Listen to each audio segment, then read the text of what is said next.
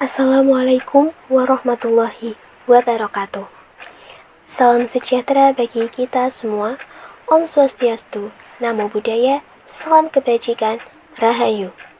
Puji syukur kita panjatkan kehadirat Tuhan Yang Maha Esa, karena atas rahmat-Nya kita dapat berada di tempat ini dalam keadaan sehat walafiat tanpa kurang suatu apapun. Hadirin sekalian, izinkan saya memulai pidato kali ini dengan sebuah pertanyaan mendasar. Apa yang akan terjadi jika sebuah perpustakaan megah terbakar dan semua isinya lenyap tak tersisa? Tentu kita akan merasa berduka karena kita kehilangan ribuan ilmu pengetahuan, sejarah, dan bukti peradaban pada masa lampau. Namun tahukah hadirin sekalian, saat ini di tengah-tengah kita, di negara yang kita cintai ini, sedang terjadi kebakaran yang luar biasa. Bukan suatu kebakaran yang disebabkan oleh api, tetapi kebakaran warisan budaya yang dampaknya jauh lebih besar. Di sini kita tidak kehilangan buku, namun kita kehilangan bagian dari jiwa negara ini.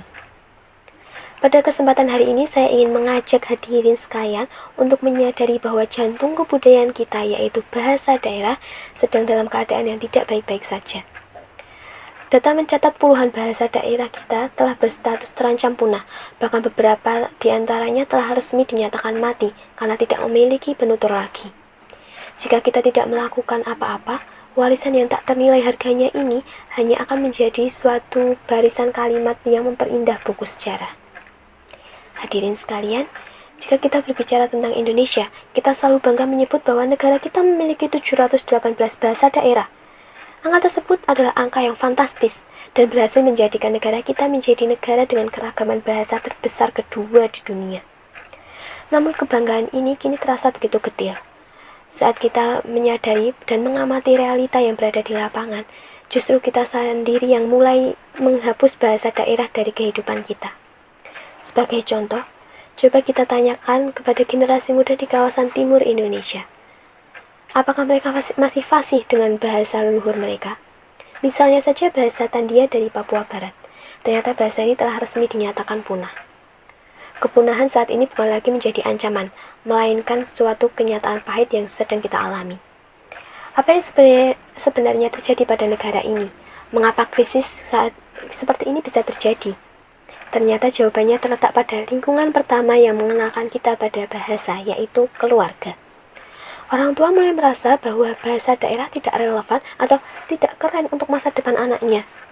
Mereka memilih mengajarkan bahasa Indonesia sebagai satu-satunya bahasa yang mereka gunakan untuk sehari-hari. Padahal keputusan ini tentu saja memblokir akses anak mereka terhadap warisan yang sebenarnya sudah disiapkan oleh nenek moyang.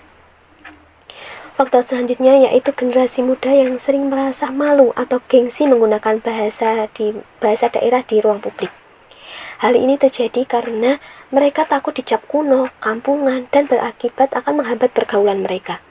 Mereka lebih memilih menguasai bahasa asing atau bahkan mencampur adukan bahasa Indonesia dengan bahasa gaul. Mereka jarang sekali belajar menggunakan bahasa daerahnya sendiri. Ini adalah penyakit sosial budaya yang mulai berkembang di tengah-tengah kita. Kita terlalu fokus menguasai bahasa asing, sehingga kita lupa bahwa dunia ini menghargai kita karena kita memiliki bahasa yang unik dan beragam.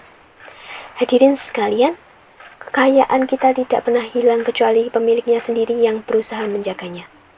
Kepunahan bahasa daerah bukanlah takdir, melainkan hasil dari pilihan dan sikap kita bersama.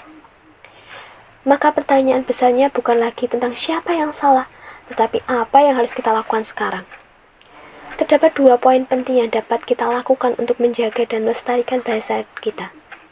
Yang pertama, yaitu keluarga sebagai benteng pertahanan.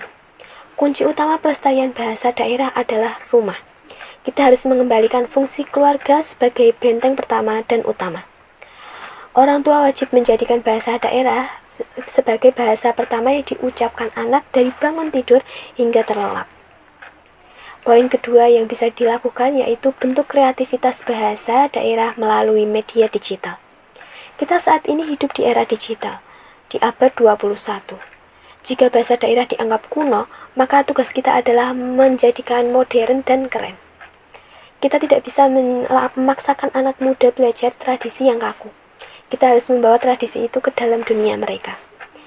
Bahasa daerah harus dilihat sebagai sesuatu yang kreatif, memiliki nilai jual dan bukan hanya sekedar warisan yang terkesan kaku. Hadirin sekalian, kita telah melihat bahwa kepunahan bahasa daerah adalah krisis identitas nasional yang sedang berlangsung.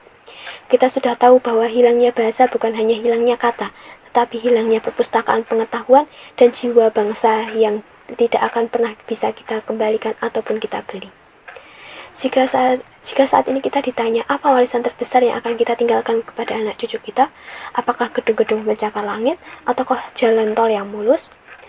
Semua itu mungkin saja penting, tetapi percayalah, yang paling mereka butuhkan adalah akar yang kuat, sehingga mereka memiliki identitas yang kokoh, yang membuat mereka juga tahu siapa mereka, dari mana mereka berasal, dan nilai apa yang harus mereka pegang. Dan akar ini berada di dalam bahasa daerah. Mari kita hentikan anggapan bahwa menggunakan bahasa daerah itu kuno. Mari kita hilangkan rasa gengsi itu dan gantikan dengan suatu rasa bangga. Mari kita jaga suara-suara leluhur kita. Mari kita pastikan bahwa 100 tahun dari sekarang, anak cucu kita masih menggunakan bahasa daerah dengan bangga dan masih melestarikannya. Terima kasih atas perhatian Anda. Mari kita jaga jiwa bangsa ini bersama-sama. Kurang lebihnya mohon maaf. Wassalamualaikum warahmatullahi wabarakatuh.